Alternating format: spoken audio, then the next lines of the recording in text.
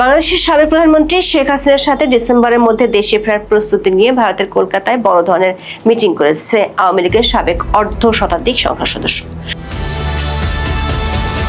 আওয়ামী লীগের সভানেত্রী আওয়ামী লীগ দলটি নিয়ে বিশ্বের ভাবনা আপনার বিবেচনায় কি?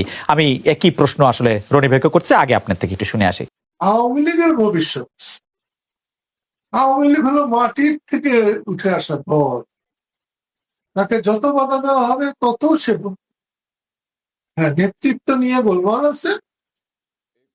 নেতৃত্ব সঠিকভাবে গেলে আরো তাড়াতাড়ি হবে। নেতৃত্ব ভুল করলে মানুষ হচ্ছে সবার উপরে। আজকাল দেখছি সবার আগে বাংলাদেশ। আমি জানি কোন টিভিতে একটা অনুষ্ঠান করতাম, সবার উপরে দেশ। আমার কাছে খুব ভালো লাগছে। আপনাকে তাই বলছি, আওয়ামী লীগের সম্পর্ক আছে। আওয়ামী লীগের সেটা শেখ হাসিনার নেতৃত্বের আওয়ামী লীগ, এ কথা আমি বলতে পারবো না, বলবো না।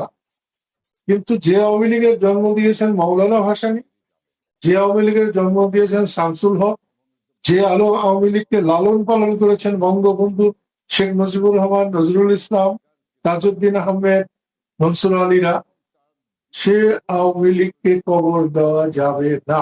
আজ হয়নি, কাল যে হবে না, এ কথাটা ঠিক। অপেক্ষা করুন, শেখ হাসিনার নেতৃত্ব সবসময় থাকবে। শেখ হাসিনা আসলেই নেতা, শেখ হাসিনা মুক্তিযুদ্ধের পক্ষে আসলেই নেতা। বঙ্গবন্ধু যদি প্রধানমন্ত্রী না হতেন তাহলে বঙ্গবন্ধুর নেতৃত্ব থাকতো না? থাকতো। এই যে আয়াতুল্লাহ খামেনিদের মতো, বঙ্গবন্ধুর নেতৃত্ব তার চেয়ে অনেক বেশি থাকে।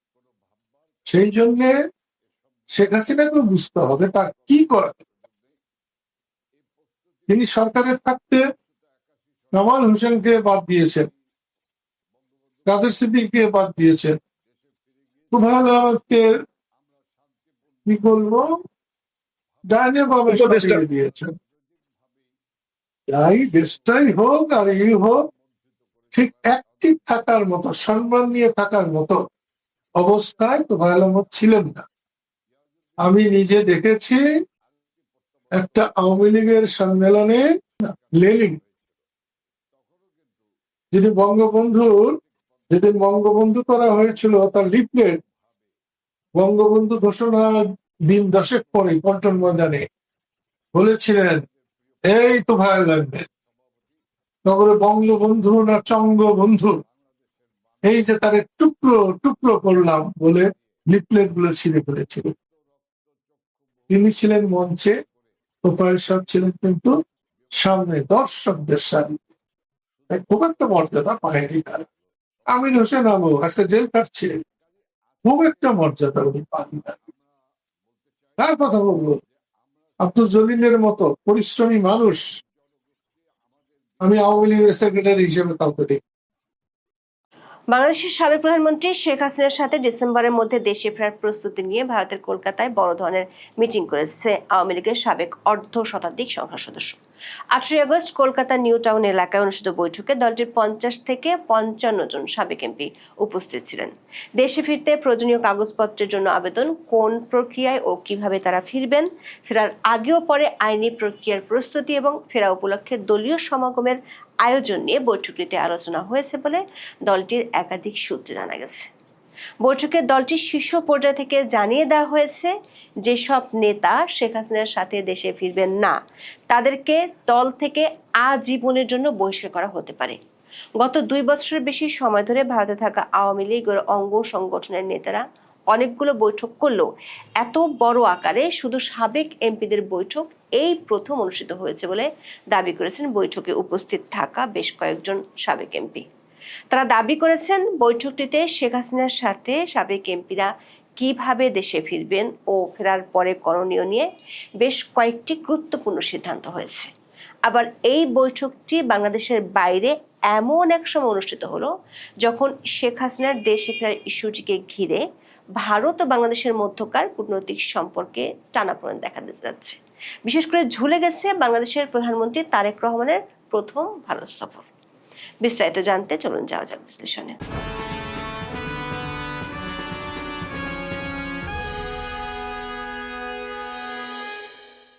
24-এর 5ই আগস্টে বাংলাদেশে ক্ষমতা হারানোর পর আওয়ামী লীগের বহু নেতা কর্মী ভারতে চলে যান। 2 বছর পরও তাদের অনেকে সেখানে আছেন, তবে এখন তারা শেখ হাসিনার ডাকে বাংলাদেশে ফিরে যাওয়ার প্রস্তুতি নিচ্ছেন। বাংলাদেশ সরকার নির্বাহী আদেশে কার্যক্রম নিষিদ্ধ দলটির সাবেক মন্ত্রী, প্রেসিডিয়াম সদস্য, সাবেক সংসদ সদস্য বা বিভিন্ন সহযোগী সংগঠনের শীর্ষ নেতৃত্বের অন্তত 100 থেকে 120 জনের মতো পশ্চিমবঙ্গে, মূলত কলকাতা এবং তার পার্শ্ববর্তী অঞ্চলে আছেন। 24 আগস্টের পর থেকে বিভিন্ন সময়ে তারা ভারতে যান। শীর্ষ পর্যায়ের নেতা ছাড়াও মধ্যম ও স্থানীয় পর্যায়ের অনেক নেতা কর্মীরাও ভারতে গিয়েছিলেন। আছেন পুলিশের বিভিন্ন পদমর্যাদার প্রায় অর্ধশত কর্মকর্তা, আছেন বাংলাদেশ প্রতিরক্ষা বাহিনীর সাবেক কিছু কর্মকর্তাও। কলকাতা, দিল্লি সূত্রগুলো বলছে 24-এর 5ই আগস্টের পর দলটির হাজারেরও বেশি নেতাকর্মী ভারতে গিয়েছিলেন। এদের মধ্যে অনেক নেতা পরে নিজেদের সামর্থ্য অনুযায়ী ইউরোপ, আমেরিকা এবং দক্ষিণ পূর্ব এশিয়ার নানা দেশে চলে গেছেন।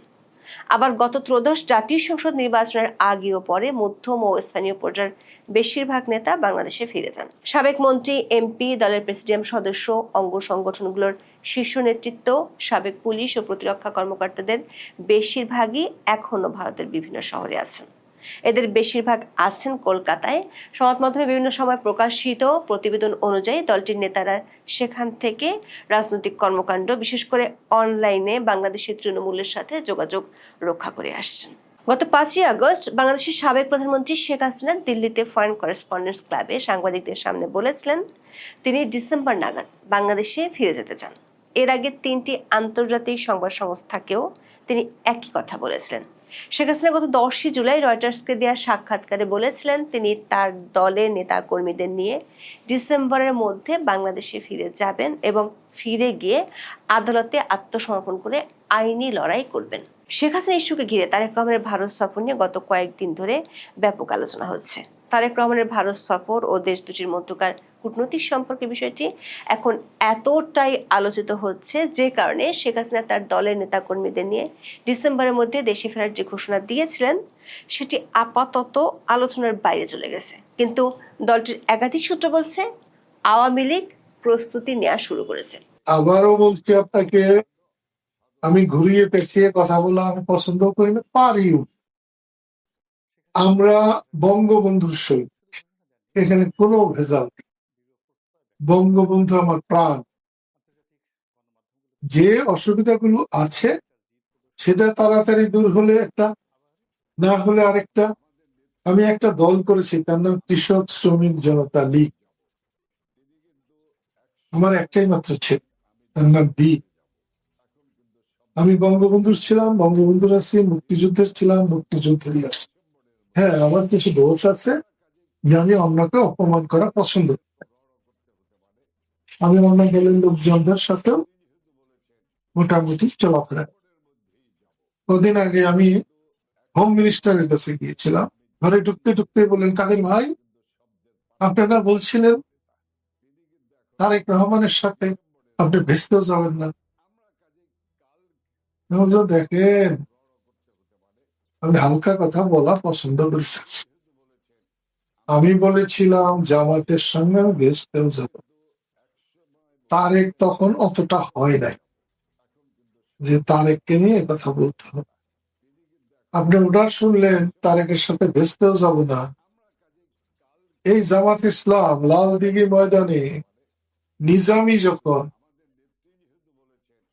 খালেদা জিয়া প্রধানমন্ত্রী থাকতে তার চুলের মুঠি ধরে টেনে নামাতে চেয়েছিলেন, আমি টাঙ্গাইলে প্রায় লাখ লোক নিয়ে তার প্রতিবাদ করেছিলাম যে একজন মুক্তিযোদ্ধার স্ত্রীকে, একজন বয়স্ক মহিলাকে চুলে ধরে টেনে নামানো যায় না। তো এরকম চলে। আপনি আবার বলছি, হতাশ হবেন না। আল্লাহ সব দেখেন, আল্লাহ সব জানেন। তার সন্তুষ্টি ছাড়া কিছুই হয়, এবং তার সন্তুষ্টিতেই বলছি আওয়ামী লীগকে কবর দেওয়া যাবে না। যারা এটা করছে তারা ভুল করছে। আমি সেদিন বঙ্গবন্ধুর জন্য দোয়া খায়ের করেছি, মিলাদ করেছি। গত 5ই আগস্টের সংবাদ সম্মেলনের পর কিছু নেতা দিল্লিতে শেখ হাসিনার সাথে দেখা করতে গিয়েছিলেন। সেই সাক্ষাতে শেখ হাসিনা নেতাদের বেশ কিছু দিক নির্দেশনা দিয়েছেন। বিশেষ করে যে কোনো ধরনের কোন্দল দূরে সরিয়ে রেখে কিভাবে দেশে যাওয়ার জন্য পুরোপুরি প্রস্তুতি নিতে হবে সে ব্যাপারে কথা হয় বলে জানিয়েছেন দিল্লির বৈঠকে উপস্থিত থাকা এক নেতা। আওয়ামী লীগের নেতারা বলেছেন, গত 2 বছর ধরে দলের নেতৃত্বে পরিবর্তন আনা কিংবা পুরনো রাজনৈতিক অবস্থান বদলের জন্য বেশ কয়েকবার চেষ্টা হয়েছিল। রিফাইন্ড বা পরিশুদ্ধ আওয়ামী লীগের ধারণা ঘিরে দলটির ভেতরেও আলোচনা হয়েছিল। গত ফেব্রুয়ারিতে অনুষ্ঠিত ত্রয়োদশ জাতীয় সংসদ নির্বাচনের আগে রিফাইন্ড বা সংস্কারের মাধ্যমে অপেক্ষাকৃত কম বিতর্কিতদের নেতৃত্বে আনার বিষয়টি বন্ধুপ্রতিম দেশ ও শুভাকাঙ্ক্ষীদের পক্ষ থেকে শেখ হাসিনার কাছে পৌঁছানো হয়েছিল। তখন শেখ হাসিনা কারা দায়িত্ব নিতে চান সে ব্যাপারে জানতে চেয়েছিলেন, কিন্তু মধ্যস্থতায় অংশ নেওয়া ওই পক্ষগুলোর প্রতিনিধিরা হতাশ হয়েছিলেন, কারণ যেসব নেতাদের সাথে তখন যোগাযোগ করা হয়েছিল 1/11-এর পরের ইতিহাস মনে করিয়ে দিয়ে ওই নেতারা বলেছিলেন রিফাইন্ড আওয়ামী লীগ সম্ভব নয়। নির্বাচনের পরও বিষয়টি আলোচনায় এসেছিল, তবে কোনো বড় নেতাকে রাজি করাতে পারেনি মধ্যস্থতাকারীরা। ফলে এখন আওয়ামী লীগ নেতারা যে শেখ হাসিনার সাথে ফিরতে চান এই বিষয়টি শুধু দলীয় নেতারাই নন, মধ্যস্থতাকারীর বিদেশি শক্তিগুলো জেনে গেছে। আওয়ামী লীগের একজন প্রেসিডিয়াম সদস্য দাবি করেছেন, ভারত ও বাংলাদেশের বর্তমান সরকারের কূটনৈতিক সম্পর্ক যে দিকেই মোড় নিক না কেন শেখ হাসিনা ডিসেম্বরের মধ্যে ফিরছেন এটা নিশ্চয়তা তারা পেয়েছেন। এমন দাবির পিছনে যুক্তি কি সে সম্পর্কে ওই প্রেসিডিয়াম সদস্য বলছেন, 5ই আগস্টের সংবাদ সম্মেলন যাতে না হয় সেজন্য কূটনৈতিক ও রাজনৈতিকভাবে বাংলাদেশ সরকার অনেক চেষ্টা করেছিল, কিন্তু শেখ হাসিনা অনড় ছিলেন এবং বিশ্ব মিডিয়ার মাধ্যমে তিনি বিষয়টি আন্তর্জাতিক ক্ষেত্রে তুলে ধরেছেন। আর তারপর তিনি যেসব নির্দেশনা দলের সিনিয়র নেতাদের দিয়েছেন সেখানে এমন কিছু বার্তা আছে যেগুলো এর আগে কখনোই বলেননি। সেই নির্দেশনাগুলো কিভাবে বাস্তবায়ন করা হবে সেজন্য দলটির সাবেক সংসদ সদস্যদের বৈঠক ডাকা হয় 18ই আগস্ট। কলকাতায় আওয়ামী লীগের প্রেসিডিয়াম সদস্য শেখ সেলিমের বাসায় বৈঠকটি অনুষ্ঠিত হয়েছে। 18ই আগস্ট বিকেল 4টা থেকে রাত 10টা পর্যন্ত আওয়ামী লীগের সাবেক সংসদ সদস্যদের এই বৈঠক অনুষ্ঠিত হয়। বৈঠকে দলটির প্রেসিডিয়াম সদস্য শেখ সেলিম সভাপতিত্ব করেন। দলটির 50 থেকে 55 জন সাবেক সংসদ সদস্য উপস্থিত ছিলেন। বৈঠকে অংশ নেওয়া 6 জন সাবেক এমপি বলেছেন, শেখ হাসিনার নির্দেশে যারা তার সাথে দেশে ফিরবেন না তাদেরকে আর আওয়ামী লীগে রাখা হবে না মর্মে সিদ্ধান্ত হয়েছে। দলের নেতারা দেশে ফেরার পর তাদের বিরুদ্ধে কঠোর সিদ্ধান্ত নেওয়া হতে পারে। বৈঠকে একজন সাবেক এমপি ফেরার জন্য প্রয়োজনীয় পাসপোর্ট বা ট্রাভেল পাস ইস্যুতে কথা বলেন।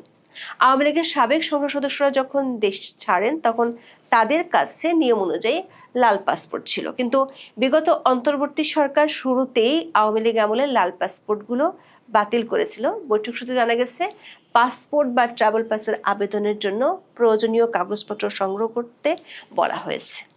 সেপ্টেম্বরের মাঝামাঝি সময়ের মধ্যে দলটির সভানেত্রী এ বিষয়ে করণীয় সম্পর্কে জানাবেন। কোন প্রক্রিয়ায় ও কিভাবে দলের সাবেক সংসদ সদস্যরা ফিরবেন সে বিষয়ে বৈঠকে বিস্তারিত আলোচনা হলেও কৌশলগত কারণে দলটির নেতারা এ নিয়ে এখনই মুখ খুলতে চান না। তবে বৈঠকের সিদ্ধান্ত হয়েছে ডিসেম্বর নয়, দরকার হলে তার অনেক আগে দেশে ফেরার জন্য সাবেক এমপিদের প্রস্তুত থাকার নির্দেশ দেওয়া হয়েছে। আবার দলের সভানেত্রীর নির্দেশ অনুযায়ী একাধিক গ্রুপকে অগ্রবর্তী দল হিসেবে নানা সময় দেশে আসার জন্য বলা হতে পারে। ফেরার দিন আন্তর্জাতিক গণমাধ্যমে কভারেজ নিশ্চিত করার জন্য দলের কয়েকজন নেতাকে দায়িত্ব দেওয়া হয়েছে। দেশে ফেরার আগে ও পরে আইনি ব্যবস্থা নেওয়ার জন্য করণীয় কি সে সম্পর্কেও আলোচনা হয়েছে। আন্তর্জাতিকভাবে আইনি সহায়তা পাওয়ার জন্য ইউরোপের 2টি দেশের সাথে এরই মধ্যে আওয়ামী লীগের নেতাদের আলোচনা হয়েছে। এর মধ্যে আওয়ামী লীগের অনেক সাবেক সংসদ সদস্য নিজেদের উপর নির্যাতনের অভিযোগ এনে এ বিষয়ে ব্যবস্থা নিতে ইন্টারন্যাশনাল পার্লামেন্টারি ইউনিয়ন বা আইপিইউ এর কাছে আবেদন করেছেন। অক্টোবরে আইপিইউর সভায় বিষয়টি নিয়ে আলোচনা হবে। সেখানেও দেশে ফেরার পর তাদেরকে আইনি সহায়তা দেওয়ার বিষয়ে আলোচনা হতে পারে। তবে দলটির সাবেক এমপিদের এই বৈঠকে একটি বিষয়ে শঙ্কার কথা উঠে এসেছে, সেটি হলো শেখ হাসিনার প্রত্যাবর্তনের সময় সহিংস পরিস্থিতি তৈরি হতে পারে। বিশেষ করে 24-এর আন্দোলনের সময় থানা ও কারাগার থেকে লুট হওয়া অস্ত্রগুলো এই সময় সহিংসতায় ব্যবহৃত হতে পারে, এমন আশঙ্কার কথা উঠে এসেছে দলটির সাবেক এমপিদের ওই বৈঠকে। এমন তৎপরতা ঠেকাতে আগামী 6 সপ্তাহের মধ্যে তৃণমূলের ঐক্য নিশ্চিত করার জন্য প্রয়োজনীয় কাজগুলো শেষ করতে নেতাদের নির্দেশ দেওয়া হয়েছে। বৈঠকে শেখ হাসিনার প্রত্যাবর্তনের দিন বাংলাদেশের প্রতিটি ইউনিয়ন থেকে 10,000 লোক সমাগমের মত দিয়েছেন একাধিক সাবেক এমপি। ঢাকার 4টি প্রবেশ পথে বড় রকমের শোডাউনের প্রস্তুতি নিতেও বলা হয়েছে। সূত্রগুলো বলছে, সেপ্টেম্বরের মাঝামাঝি সময়ের মধ্যে দিল্লিতে শেখ হাসিনার সাথে দলটির সিনিয়র কয়েকজন নেতার বৈঠক হওয়ার কথা রয়েছে। সে বৈঠকে আরও সুনির্দিষ্ট নির্দেশনা দেওয়া হতে পারে। চলতি মাসের 5ই আগস্ট দলটির সভানেত্রীর দিল্লিতে ভার্চুয়াল সংবাদ সম্মেলনে দেশে ফেরার ঘোষণার বিষয়টি এখন আর শুধু দেশীয় কিংবা আন্তর্জাতিক সংবাদ মাধ্যমের খবরের আইটেমের মধ্যে সীমাবদ্ধ নেই। শেখ হাসিনার ইস্যুটি এখন বাংলাদেশের প্রধানমন্ত্রী তারেক রহমান ভারত সফরে যাবেন কিনা এবং দেশ দুটির ভবিষ্যৎ কূটনৈতিক সম্পর্কের বড় অনুঘটকের রূপ নিয়েছে। দেখা যাচ্ছে বাংলাদেশের পররাষ্ট্র মন্ত্রণালয় ও ভারতের হাই কমিশনার বিষয়টি নিয়ে কম বেশি প্রতিদিনই কথা বলছেন। সাথে যোগ হয়েছে দুই দেশের সাবেক কূটনীতিকদের নানা মৌখিক বিশ্লেষণ। আওয়ামী লীগের নেতারা দাবি করছেন, বাংলাদেশ ভারতের এই কূটনৈতিক প্রক্রিয়া যে দিকেই গড়াক না কেন, শেখ হাসিনা ডিসেম্বরে ফিরছেন এই বার্তা তাদেরকে দেওয়া হয়েছে। বৈঠকে উপস্থিত ছিলেন এমন একজন সাবেক এমপি দাবি করেছেন, দেশে ফিরে যে কোনো পরিস্থিতির মুখোমুখি হতে দলের নেতারা প্রস্তুত আছেন। বৈঠকে এমন আলোচনা হয়েছে, প্রয়োজনে তারা দেশে ফিরে স্বেচ্ছায় কারাবরণেরও প্রস্তুতি নিয়ে রাখবেন। তবে শক্তিশালীভাবে আইনি লড়াইয়ে যাওয়ার প্রস্তুতির উপর বৈঠকে জোর দেওয়া হয়েছে।